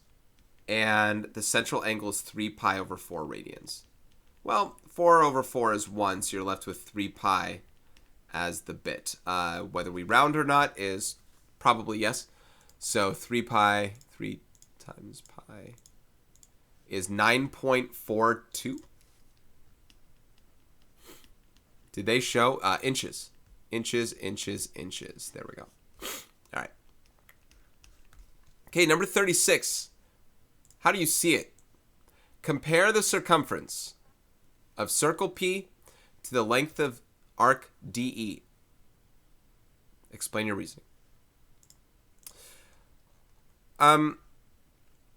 The circumference of circle P, okay. The diameter of circle P is equal to the radius of circle C. That means the length was halved. If the length of the, also the radius, the radius is half in circle P. So if it's half of it, then the circumference of this will be half the circumference of that whole thing. But DE is a semicircle. That length of DE is a semicircle, which is half of its circle. These two lengths will be the same. The circumference of circle P will be equal to the semicircle, the length of DE.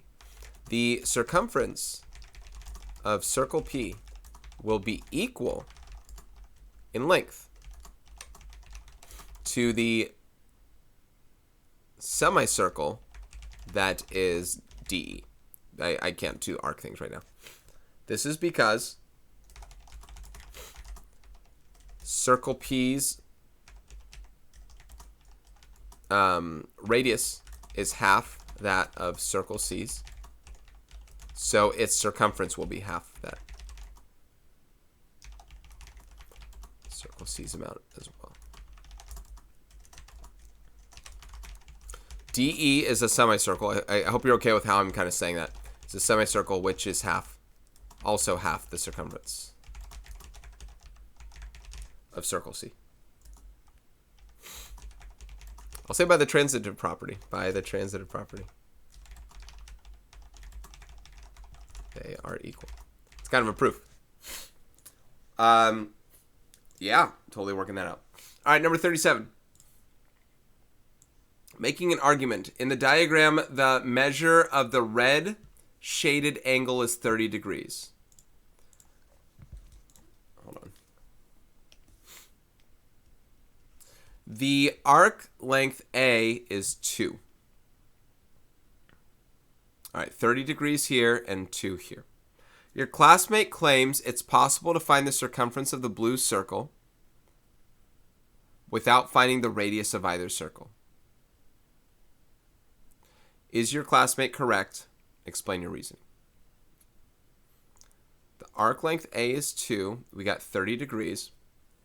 This is R. This is 2R. Yes. Your friend's correct. Circumference does not require needing radius. It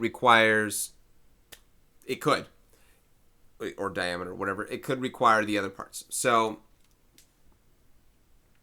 A is 2. Let me zoom in on this thing. I'm going to compute it, right? Explain my reasoning. I'll show you. We'll do it. But A is 2, and this is 30 degrees. So let's talk about the red circle's circumference, and the blue circle's circumference will be double. So for the red circle, and let's use red for it, whatever 30 is out of 360, that arc length is out of your circumference. Now 30 out of 360 is 1/12. So the circumference will be 24. Cross multiply will be 24. The blue one circumference will be double that. Whoops. The blue circumference will be 2 times 24, which is 48. This is because the radius is twice as big. So, I mean, there's nothing to explain if I showed you what they are. You can use proportions based off the central angle and get that other stuff. The radius being twice as big here also means the circumference will be twice as large. I mean, I can say that out loud, and I just did. So, there's that. We still have, I think, 5 more problems. Number 38. What is the measure in radians of the angle formed by the hands of the clock at each time? Explain your reasoning. That's suspend. So 1:30 p.m. For 1:30 p.m., oh my gosh, that's a little bit there. For 1:30 p.m., we have to note that the minute hand is down at the 6, but the hour hand is somewhere between the 1 and the 2. Remember, it's not on the 1. It's somewhere between the 1 and the 2. So 1, 2, 3. It's not somewhere. It's halfway between the 1 and the 2. Let's figure out what that degree measure is, and we'll convert to radians afterward. Let's find the central angle with that. So this is 90 degrees. Each hour is 30 degrees. So to the 2, the 1, the 12, those are each 30 degrees. So that's split. Well, it's split right in between, honestly. That's 45 degrees, right? It's 30 plus a 15 halfway through. So that's 135 degrees. 135 degrees is also equal to how many radians? You have to do 135 times pi over 180. Now, if you've done IM2 stuff, unit circle stuff, you already knew the answer before was 3 pi over 4 radians. The 130 over 180, 135 over 180 reduces to 3/4. So 3 pi over 4 radians. That's part A. Part B. 3:15 p.m. Oh, this is 1:30 p.m. p.m. a.m. p.m. doesn't matter here. But part B.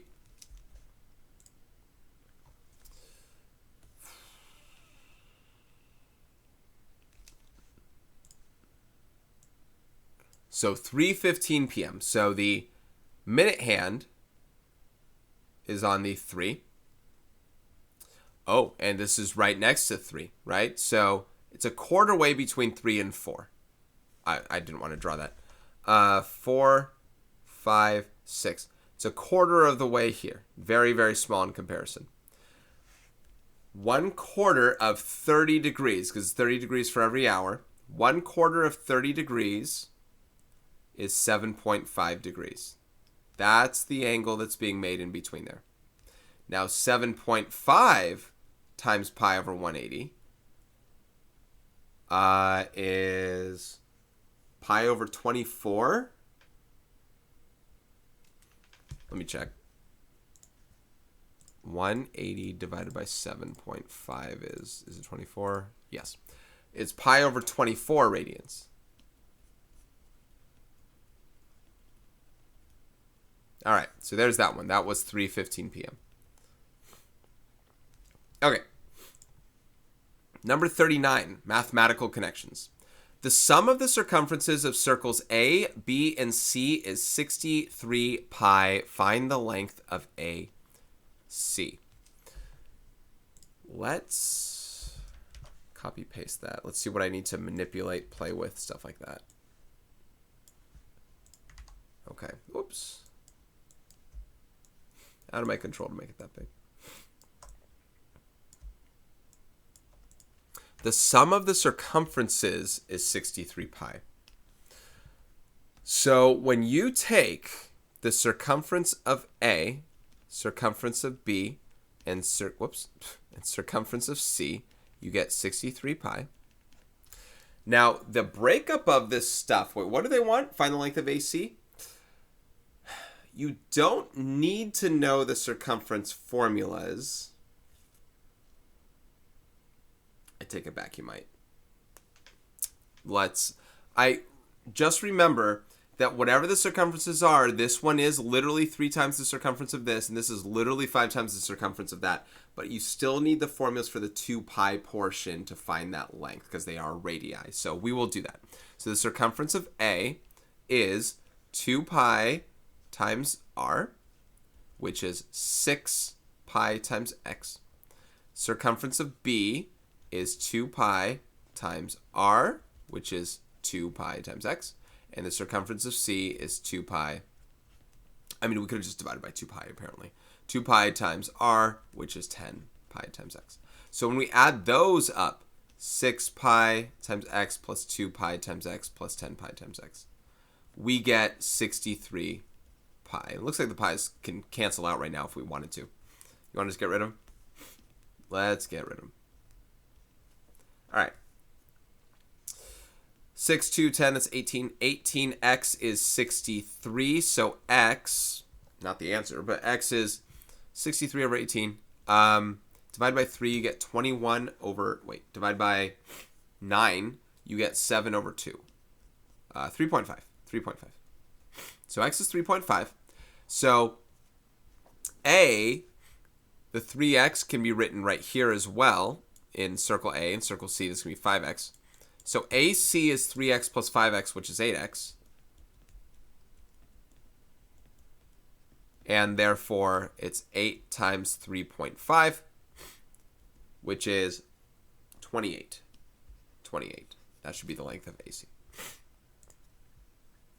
Okay, let's go to number 40. 3 more questions.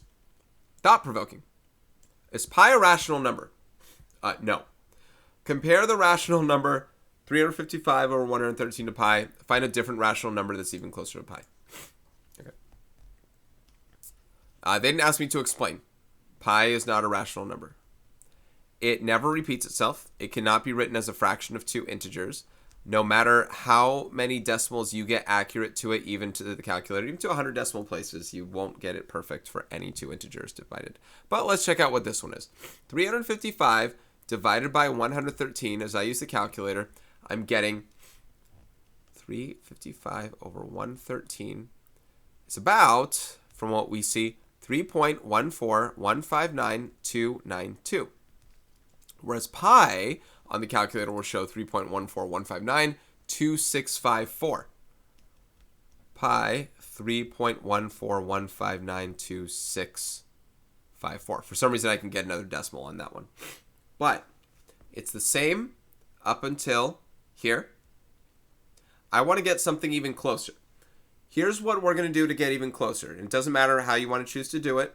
We can either double these numbers, multiply these numbers by 100,000, whatever it is. I'll go ahead and double them. If I do these times 2 over 2, I'm going to get, 710 over 226. Now, if I do straight up 710 over 226, I'm going to get the same answer as this one. What I want to do is get closer to the point that's 654. Even closer to pi, I could literally make, I could literally make this one less. I could make it 709. 709 out of this thing, or out of 227. I think the 227 will be even better here. Let's change that to a 7. And then hopefully this will push it closer to what we're looking for. Will it be exact? I don't know. But just doubling that and changing one thing to make it a little more precise should do that. So 710 divided by 227, using my calculator for this. I'm getting 3 point... Oh, no, that wasn't even close. I guess we have to multiply by something bigger before we change a number. So let's try that. Let's try and multiply by... Let's do 10 over 10. So 10 over 10. They just said closer. They didn't say substantially closer. So 3550 over 1130. But let's change that to a 1131. 1131. Let's see what that does. Because making the number slightly smaller should be helpful for us to figure out what it is. Maybe it's still not good enough. 3550 over 1131. That's still not enough. Okay. This is actually harder than I thought. Let's do... literally, here's what we could do. I'm overthinking this part of it. I'm trying to use this number for it. Let's do this. Let's do 314,159,2654 over 1000000. I'm probably lost count of my zeros here. Probably had one too many. 1, 2, 3, 4, 5, 6. I probably have one too many here. Now I want to reduce whatever fraction I write. So 314,159,2654. I know it's 535, but let's work off that. 1, 2, 3, 4, 5, 6, 7, 8 zeros. Oh, I guess I do need 9 zeros. Give me that back. Divided by 10 again. Okay, now as a fraction, these can divide by at least 2. I don't know. This is a little thought-provoking, isn't it? So 314,159,2654 divided by 2. And that ends in a 7. So I'm going to assume that it can't get any better than that. Maybe it can, but I'm not sure. 157079632 divided by 5, 1, 2, 3, 4, 5, 6, 7, 8 zeros, I think, like that. Unless this thing can divide by 7 and 50 whatever, 500 million can divide by 7, there's that. That should be closer because it should be closer to that decimal that we have for pi in and of itself. So I screwed up this part as far as not just doubling it. You have to change the number substantially larger before you can change this thing just by 1 to make it happen. You could probably multiply by like 100,000 or something like that, make it work. I just wanted to get it closer, and it looks like I was getting farther. So, okay. Yep. Very thought-provoking indeed. Sorry if you got assigned that question and I was just winging it. Oh, we have a proof. I didn't know that. All right, 41, proof. The circles in the diagram are concentric and FG is congruent to GH. Prove that JK and NG have the same length. I wonder if I have to do like a 2-column proof kind of thing, or if I can just work it off this, like this way. I feel like this is going to be a lot. I didn't know we had a proof. All right, well, I can't fit it there, I'm sure. What I thought was going to be not 2 hours suddenly looks like it could get to 2 hours depending on how I do on this proof. All right, 41.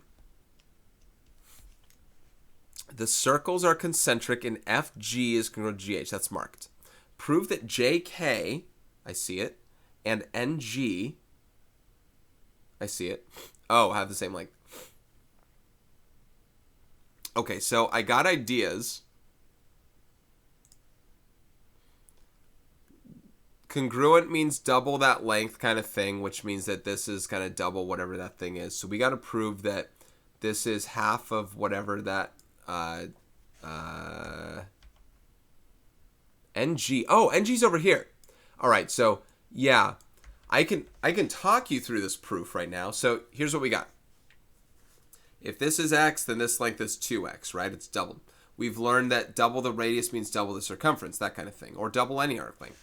And we've also learned that if you compare ratios, that this ratio here, that if we double the radius here, then this arc has to be half of any of this arc, for example. This arc would be equal to another arc that I have to double over here. So NG would have to be basically double that. To be double it, you have to be double the measure of the arc, which means double the central angle. And it is double because whatever this arc is, this is double that there. And these are vertical angles. Vertical angles are congruent. So there's a lot to talk about within there. That seems like a big proof. It seems like many steps here. I'll go 2-column on it, and I'm going to have to reason with every which part in talking about the vertical angles, substitution stuff. It's not going to be a well laid out proof with my thoughts in mind. It's going to be a little tricky. I probably need more lines than I just provided as well. So let's see what we got. First of all, what are we given? We're given that FG is congruent to GH and that everything's concentric. I guess that's fine. So segment FG is congruent to segment GH. That's given. Okay. From there. Oh, you know what? This is also marked. We're also given angle JFK is congruent to angle KFL. That's going to be important for later when we kind of have to work things out. I'm going to be talking about how this, like how this is twice that. So in order to do that, we have to convert these to math bits. If FG is congruent to GH, then that means length FG is equal to GH. That's the definition of congruence. We use that quite often to mention that because I'm going to get into the math aspect of it. FH is the sum of those two. FH is FG plus GH. And then I can do a substitution to show that it's twice of FG. So this is the segment addition postulate. I'm going to have to abbreviate things, or I choose to.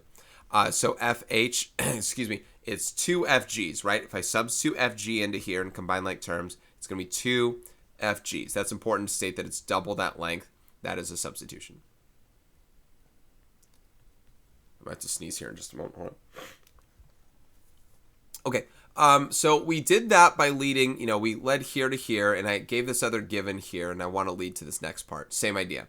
If angles are congruent, their measures are also equal. So I can say measure of angle, we're going to do the same thing for these. Measure of angle JFK equals measure of angle KFL. That is definition of congruence again. And then these two add to that whole, right? The JFL is basically what we want to go for now. So the measure of angle JFL is, so we're doing the same thing with the angles. Measure of angle JFK plus measure of angle KFL. Then we'll talk about the congruent angles thing later. Angle addition postulate. And then by substitution, because these two things are equal, we can have KFL replace JFK. Right, because we're going to talk about arc JK, so the angle JFK is going to matter more here. So now I can say the measure of angle JFL is twice that of measure of angle JFK by substitution. So substitution. All right, let's go ahead and extend this thing down. So now that we've done both of those things, saying that one thing's twice the other here, let's start getting into the idea that we have vertical angles here that are congruent, right? this angle is congruent to that whole angle. We know that it's twice that amount, but those vertical angles are congruent. So that's what NFG and JFL. So angle NFG is congruent to angle JFL. And then we have, so vertical angles. Whatever, just vertical angles. So their measures are equal, right? Definition of congruence. We have to kind of throw that in each time because we're about to get into the numbers. JFL, definition of congruence. We have we'll call it transitive property now instead of substitution, but this is the same as JFL. So I'll say NFG is twice the measure of JFK. Measure of angle NFG is twice the measure of angle JFK. That's transitive property. Well, two things equal to the same thing. I wonder if you call it transitive property or substitution. Substitution. I don't want to be wrong. Substitution property. Okay. Now, we've now shown that this angle is twice the measure of this angle here, the JFK, which is important because what we're going to do is we need to apply the central angle bits that we've been talking about, where it's like an arc length is this angle, the angle measure over 360 times the circumference of that circle. And we have one circumference that's the length of FG, one with a radius of FG, one circumference with a radius of FH. And so we have to kind of apply all that in a math basis. I probably need multiple lines for each step on this one here.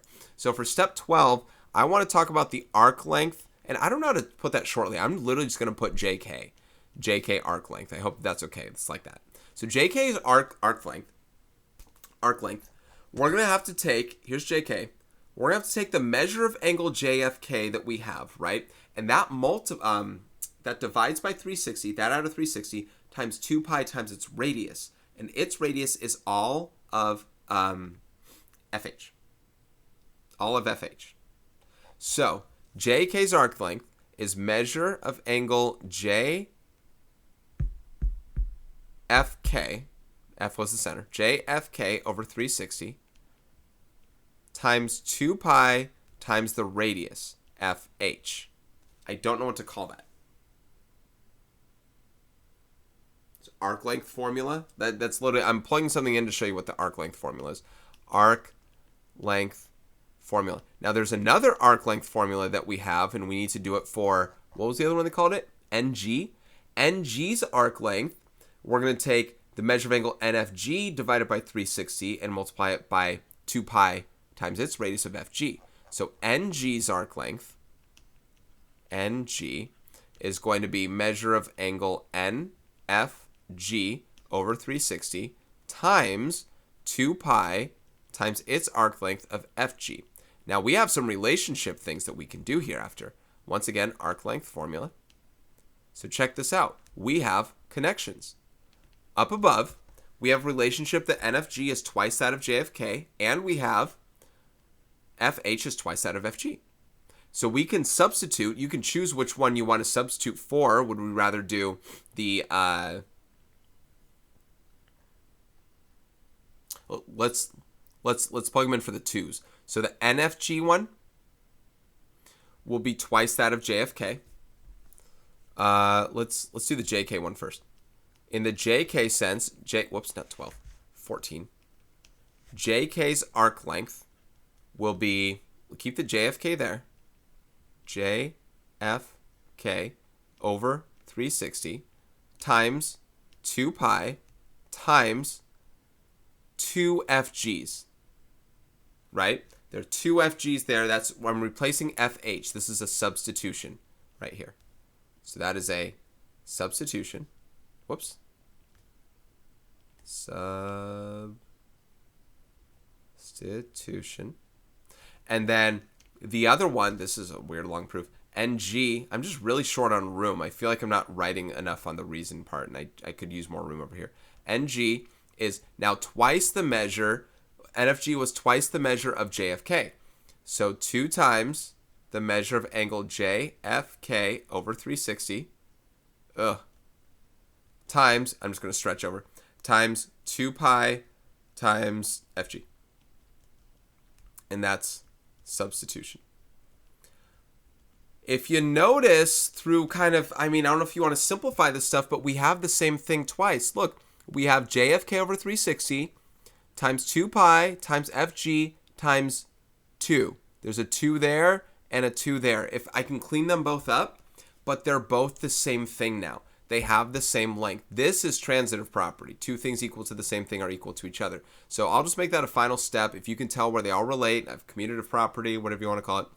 I have the length of JK equals the length of NG. And I know I'm not saying length of, but that's the transitive property of equality there. So there was a lot of connection there that we needed. I think we got it. We're good. Maybe I needed one more step to simplify both and show they're the same. I never divided and reduced with 360, but they're both there. They're both there. So once again, NFG got replaced by JFK. Twice the measure of JFK right there. Like that. That got replaced there. Two sets of 2's. A set of 2's there and there. A set of 2's there and there. All right, that was number 41. I have one more, not a proof. 42 doesn't mean it's not. Doesn't mean it's easier. 42. Repeated reasoning. Segment AB is divided into 4 congruent segments and semicircles with radius r are drawn. Let's go ahead and copy and paste that over in case it's needed. Okay.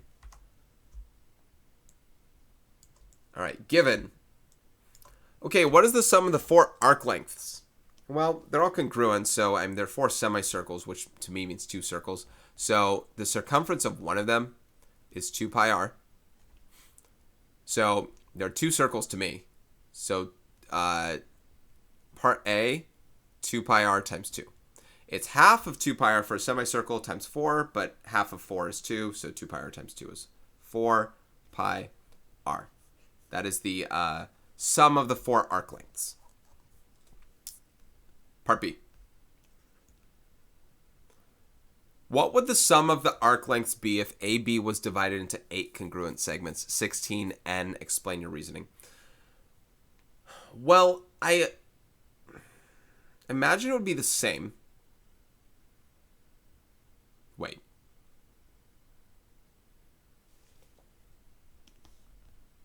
I imagine it would be the same because there are twice as many.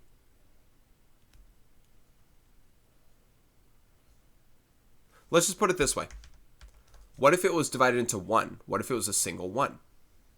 What's that radius? From here to here. That's 4r. And 2 pi times 4r. Oh. Is that twice as big? 2 pi times 4r is 8 pi r, so I guess that is different. Maybe it does change each time.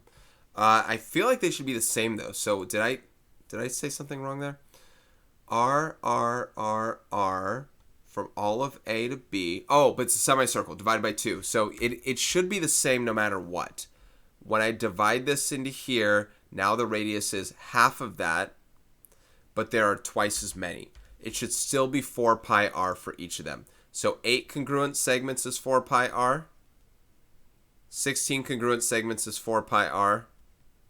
I don't know how to put this. 8, 16, and n should still be 4 pi r. Explain your reasoning. I mean, the whole thing's on repeated reasoning. Should be the same. They should be the same. You are dividing the radii in half, but doubling the number of arcs. They remain in proportion and cancel each other out. And that should be it. All right, guys. And that ought to do it for this one. This is Mr. Robinson. Thank you so much for watching. Yeah, I kind of hit a couple snags here and there, but I hope the earlier stuff was stuff you're looking for anyway. I sure like to process through the things for you. The struggle can be real. So if you want to go back and find something, check the description section down below, and I hope that it will be taken care of. So thank you so much. Take care, and I will see you in the next one.